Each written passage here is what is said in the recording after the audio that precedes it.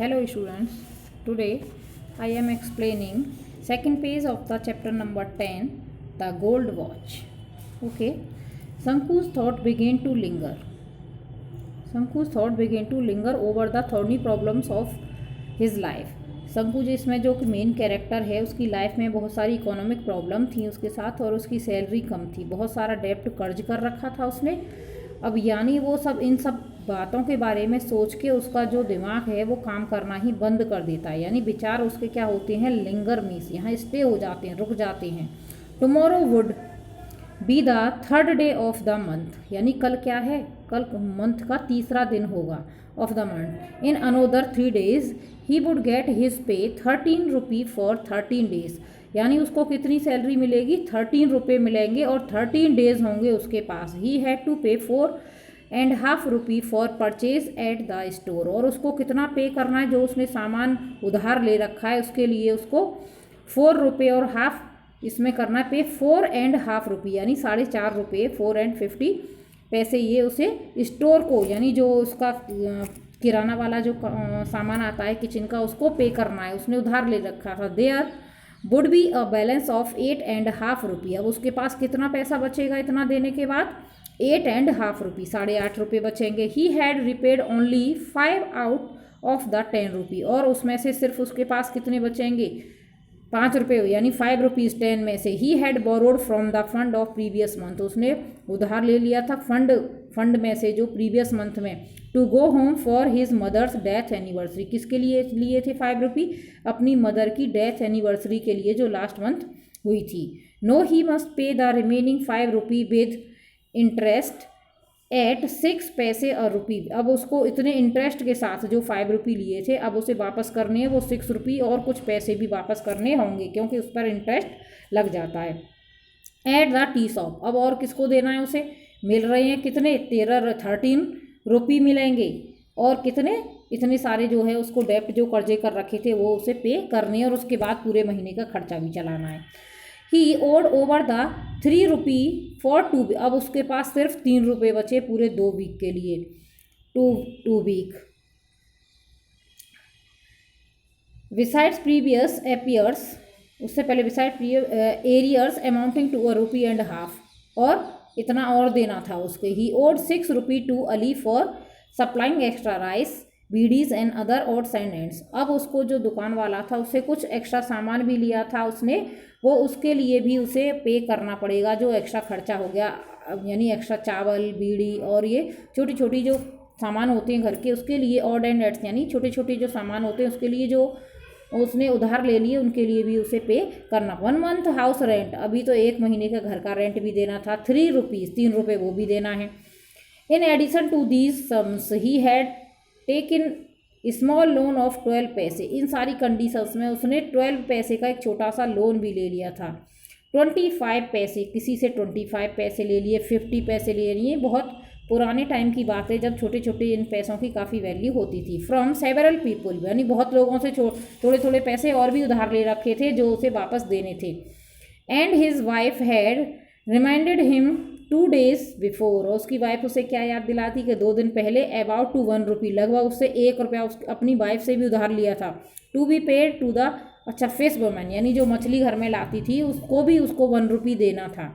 शंकु mentally added up the total amount that he needed, अब उसने लगभग ये मेंटली एक लगा के देखा, एक अपना सम करके अमाउंट जोड़ के देखा कितना बैठ रहा है, यानी जितना उसे मिल रहा था उससे कई गुना तो उसके ऊपर कर्जा था पहले से ही। What he was going to get was just 8.5 rupee, अब सिर्फ 8.5 रुपये में वो क्या करेगा, इतने सारे पैसे कैसे चुकाएगा। वाट ही ओड वॉज 22 रुपी 13 पैसे, अब तो उसको कितने उधार हो गए थे, 22 और 13 पैसे तो उधार थे और बचे थे 8.5 रुपये। He had other needs to, अब और भी ज़रूरी चीज़ें थी जो पूरे महीने उसे चलानी थी, कैसे चलाएगा। ही had borrowed 3 rupee from his wife, इसके बाद भी उसने 3 रुपये अपनी वाइफ से उधार ले रखे थे।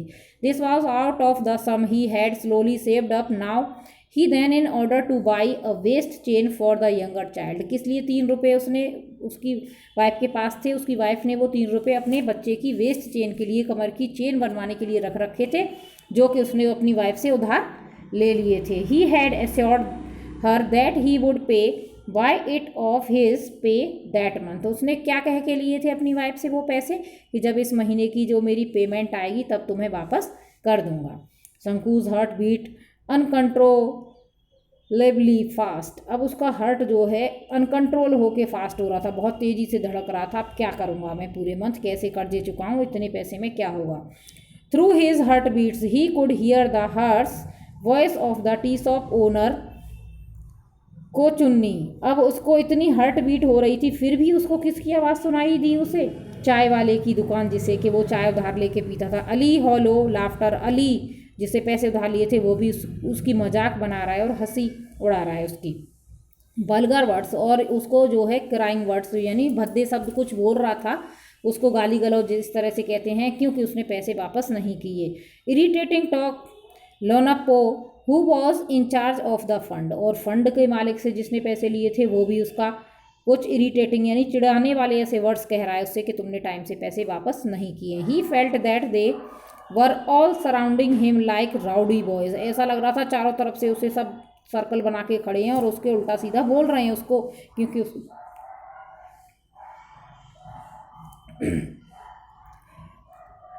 राउडी बॉयज क्योंकि उसने टाइम से पैसे वापस नहीं किए। Arm with stick gathering around a stray dogs. अब वो चारों तरफ से उसके पास लकड़ी और स्टिक लेके खड़े हैं जैसे कि कोई गली के कुत्ते को इधर उधर भगाता, इस तरह से उसकी कंडीशन थी। वो ऐसा सोचता है। वाट अ हॉरिबल, कितना भयानक सीन है। सब उसको चिल्ला रहे हैं, डांट रहे हैं और वो बेचारा बीच में चुपचाप से खड़ा है। ऐसा वो सोचता है। कौन? शंकु सोचता है कि ये उसकी ये हालत होगी जब वो टाइम से पैसे वापस नहीं करेगा। फाइंडिंग इट अनबियरेबल, अब उसको लगता है कि मैं ये अब बर्दाश्त नहीं कर पाऊंगा। क्या कंडीशन होनी है। Turn over on his stomach and thought I have no alternate but to pick it up tomorrow. अब मेरे पास कोई चॉइस नहीं है, सिर्फ ये कि बॉस की जो गोल्ड चेन रखी रहती है टेबल पे, अब मैं इसे चुरा लूँ और मेरे सारे कर्जे उससे चुका दूंगा, सारे पैसे उतर जाएंगे। Will it not fetch it least 20 पैसे, इवन 15 विल डॉल 15 प्लस 8.5, लगभग उससे इतने सारे पैसे मिल जाएंगे 20 रुपये और उसका सारा कर्जा ही चुक जाएगा। That is 23.5। सिर्फ कर्जा कितना था डेप्ट उसका 23 का, और वो लगभग गोल्ड चेन कितने में सेल होती 25 रुपये की, तो वो आराम से उसका सारा हिसाब बराबर हो जाता। It will fetch more than 15, लगभग कितने की, अच्छा मोर देन यानी 15 रुपये से तो हर हालत में ज़्यादा की ही होगी।